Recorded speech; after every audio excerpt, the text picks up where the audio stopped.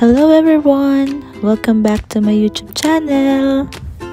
At dahil New Year na ngayon, ang New Year's resolution natin ay magsipag at mag-upload ng mga videos regularly. Sana lang talaga sipagin ako ng madalas. Kaya naman, let's do this guys! Tara, samahan nyo kaming itry ang lunch buffet dito sa Movenpick Albida Salmiya. This is located at Altawin Street, Salmiya, Kuwait. Today, we will celebrate because most of my workmates passed their licensure examination. At dahil very good nga sila, our bosses decided to celebrate with us. Kaya naman, matatry natin ng libre ang Breeze Restaurant. Kung di ako nagkakamali guys, medyo pricey kasi dito. I think 18 KD per head, which is 3,200 in peso. Kaya happy tummy na naman tayo for today's video. Kaya tara na, kain tayo!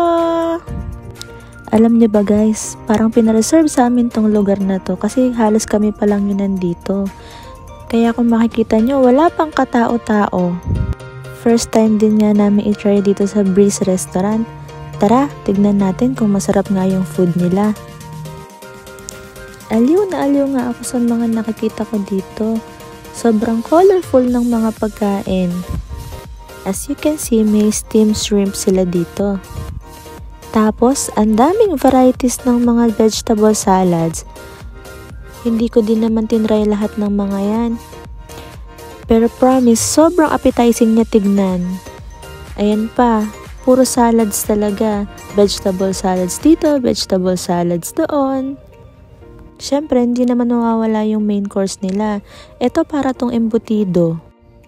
Tapos, meron silang tahong. Ayan, salads ulit yan. Tapos, meron silang pasta.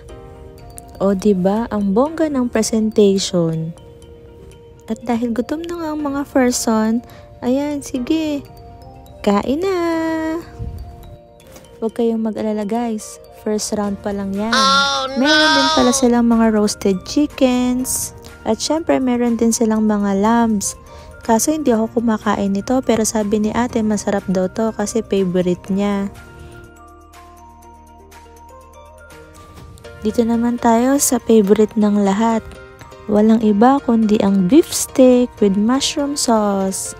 Ito talaga the best para sa akin. Masarap siya, malasa. Kitang-kita nyo naman, diba? O, sige pa.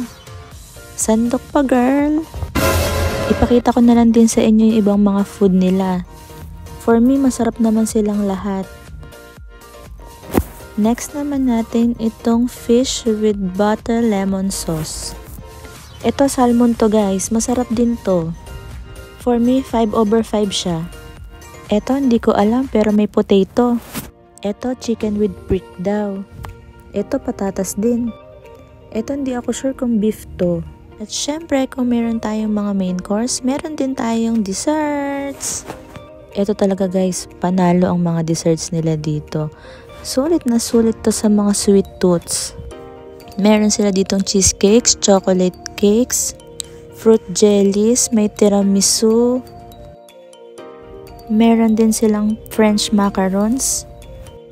Hindi ko to masyadong bet. 2/5 for me. Syempre, hindi rin mawawala ang mga Arabic sweets. They have different varieties of baklavas. Ito masarap talaga to. Hindi ko nga lang alam yung mga pangalan nila pero natry ko naman silang isa-isa. Matamis kasi masyado, hindi ako mahilig sa matamis. Sa sobrang daming pagpipilian, hindi mo na rin talaga makakain lahat. Since international buffet nga yung sinaserve nila, hindi ko na lang napakita pero meron silang Indian cuisine, Arabic at madami pang iba. Hindi lang tiyan mo ang mabubusog dito, kundi pati mga mata mo. Meron silang chocolate fountains, meron silang breads. Actually, marami pang iba. Sobrang daming pagpipilian, ikaw na lang ata yung susuko. Syempre, kung may sweets, meron din tayong mga different kinds of fruits.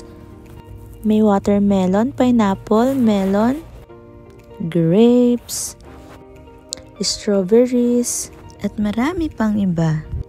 Sa other side naman na to, meron din silang slice cakes, tarts, mga jellies, pudding, Yung sweets na nasa small glass. Hala, sige, tikman natin lahat yan. Oh no!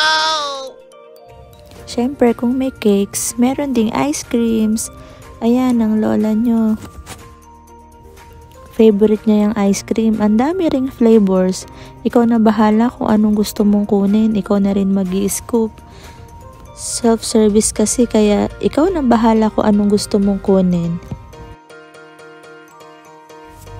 Sa dami nga ng pagpipilian, hindi ko na rin alam kung ano yung kukunin ko. Oh, sino ka dyan, girl? Happy yarn? Overall experience nga namin dito sa Breeze Restaurant, ulit din naman yung binayad nila. Na-enjoy din nga namin yung mga foods at yung ambience ng place.